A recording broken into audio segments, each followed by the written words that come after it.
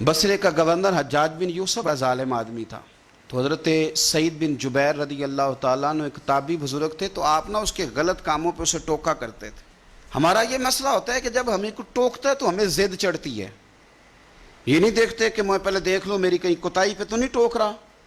وہ ظالم تھا، آپ اسے ٹوکتے تھے، تو جب روک ٹوک ہونے لگی تو یہ جو بادشاہ قسم کے لوگ ہوتے ہیں ان کی خواہش ہوتی ہے کہ ہمیں پوچھنے والا کوئی نہ ہو۔ روک ٹوک بڑی تو اس نے بلا لیا حضرت سعید بن جبیر رضی اللہ تعالیٰ عنہ کو، بلا کے کہنے لگا میں آپ کو قتل کروں گا۔ تو آپ فرمانے لگے جس طرح تو مجھے قتل کرے گا نا، میرا رب بھی تجھے اسی طرح ہی قتل کرے گا۔ اللہ والے تھوڑا کسی سے ڈرتے ہیں، وہ اسی طرح تجھے قتل کرے گا۔ کہنے لگا حضرت سعید بن جبیر رضی اللہ تعالیٰ عنہ سے کہ اگر آپ مجھ سے معافی مانگ لیں گے تو میں آپ کو چھوڑ دوں گا۔ تو آپ فرمانے لگے معافی تو میں روز مانگتا ہوں، پر صرف اپنے رب سے، تجھ سے کاہے کی معافی مانگوں، کس بات کی تجھ سے معافی مانگوں؟ کہنے لگا پھر آپ باز جلاد سے کہنے لگا اسے قتل کرو۔ آپ نے ہنسنا شروع کر دیا، تو وہ کہنے لگا ہنستے کیوں ہو؟ فرمانے لگے تیری جرت پہ ہنس رہا ہوں کہ خدا کا کمزور بندہ ہو کے تو کس طرح کی جرت کے ساتھ باتیں کر رہا ہے کہ میں تجھے قتل کرا دوں گا۔ اس نے کہا پکڑو، اور غصے میں آ گیا، پکڑو اور انہیں قتل کرو۔ جب قتل کرنے لگے تو آپ نے منہ کعبے کی طرف کر لیا اور پڑھا انی وجہت وجہی للذی فطر السماوات والارض حنیفا وما انا من المشرکین۔ کعبے کی طرف منہ کر کے یہ دعا پڑھی تو کہنے لگا اچھا اس کا رخ پھیر دو کعبے سے۔ تو آپ کا جب رخ پھیرا تو آپ فرمانے لگے تو بڑا ہی بیوقوف ہے، فَإِنَّمَا تُوَلُّوا فَثَمَّ وَجْهُ اللَّهِ، تمہیں پتہ نہیں منہ جدھر بھی کرے اللہ ادھر ہی ہوتا ہے۔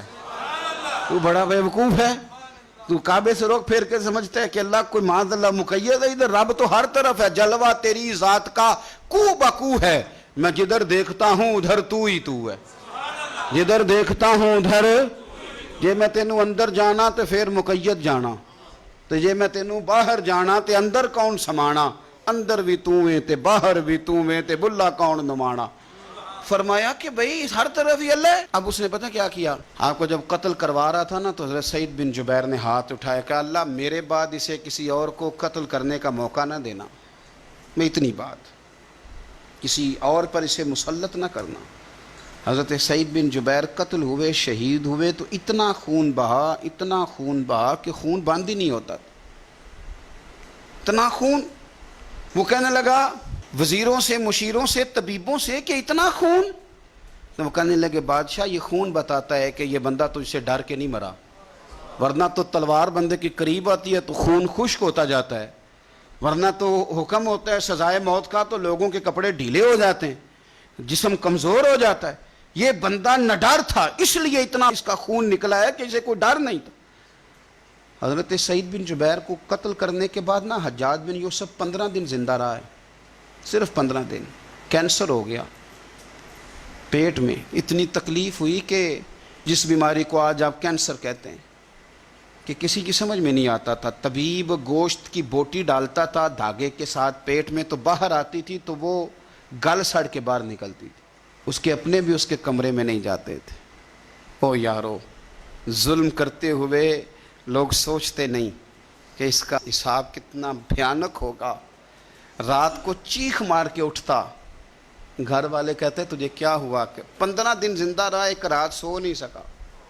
وہ کہتا تھا جب بھی میں سوتا ہوں تو سعید بن جبیر میری خواب میں آتے ہیں اور میری ٹانگ پکڑ کے گھسیٹتے ہیں تو میری آنکھیں کھل جاتی ہیں، یہ جو بد دعائیں ہیں یہ تمہارے بستر تک تمہارا پیچھا کرتی، یہ نیندوں میں سوراخ کر دیتی۔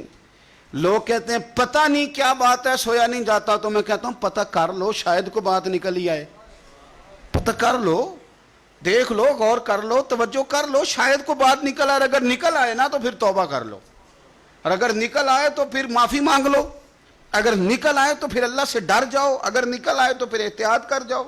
لیکن باتیں نکلنے پر بھی ہم ماننے کو تیار، تو یہ مت سمجھیں کہ جب انسان کسی کا ظلم کرے گا تو وہ چین کی نیند سوئے گا۔ جی ہو سکتا جیسا کرو گے پھر ویسا